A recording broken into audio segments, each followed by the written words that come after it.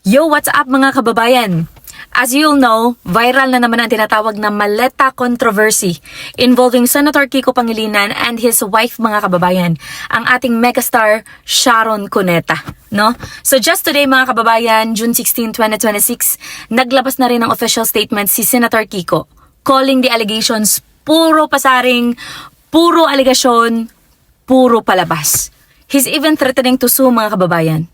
Pero bilang mga critical thinkers, we have to ask, why are they so defensive? Instead of addressing the evidence calmly mga kababayan, bakit tila pananakot ng demanda agad ang isinasalubong nila? No? Susuriin muna natin ang naging depensa ni Senator Kiko Pangilinan. According to him mga kababayan, gusto lang daw mantsahan ang kanyang image dahil kakaupo lang niya bilang chairperson ng Senate Blue Ribbon Subcommittee na nag-iimbestiga sa bilyon-bilyong flood control scam. So, basically mga kababayan, he is playing the political card and saying na walang katiting na basihan ang mga nagpapapreskon tungkol sa mga maleta. So dito na natin tapusin mga guys kasi umulan sa labas at kararating lang natin ng bahay. But wait a minute, Mr. Senator. Let's look at this through a legal lens. Ang mga naglalabas ng paratang ay hindi lang basta random trolls o marites sa tabi-tabi. Okay? Sila ay 18 former soldiers and witnesses na naglalakas loob lumutang. In our legal system, mga kababayan, every witness deserves to be heard under due process. Kung ikaw ang head ng isang subcommittee investigating corruption, shouldn't you be the first to want to welcome open scrutiny? Hindi pwedeng kapag ikaw ang nag-iimbestiga, katotohanan.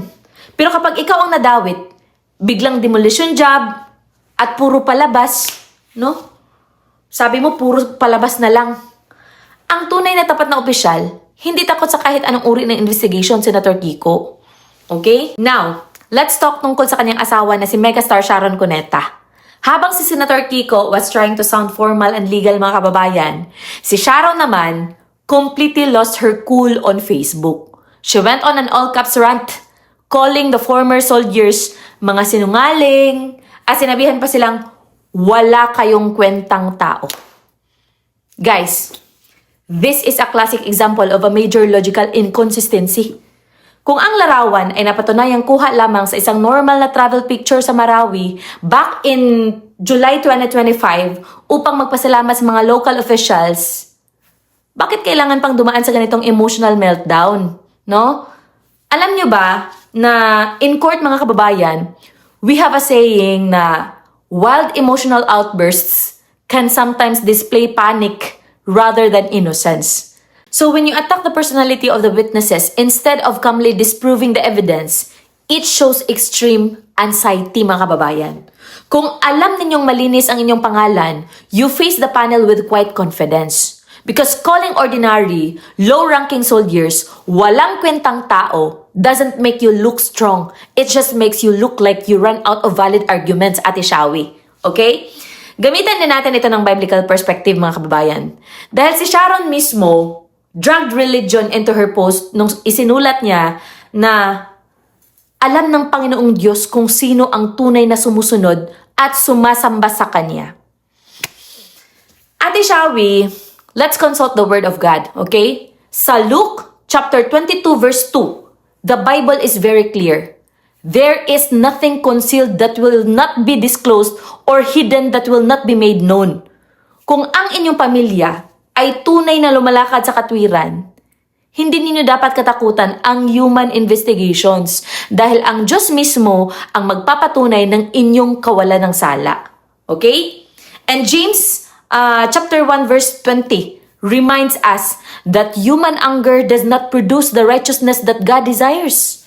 Meaning, Ate Shawi, ang pagdaan sa matinding puot, pagtawag sa kapwa ng worthless, and threatening them sa pamamagitan ng lawsuits doesn't reflect a heart that is submissive to God. Okay? Kung tunay kayong nagtitiwala sa Lord's justice, Ate Shawi, haharapin ninyo ang pagsusuri ng publiko ng may kaamuan at kapayapaan. Hindi gamit ang mga mataas na pananalita laban sa mga ordinaryong testigo. Because at the end of the day, ang kaban ng bayan ay pera ng bawat Pilipino, Ate Shawi.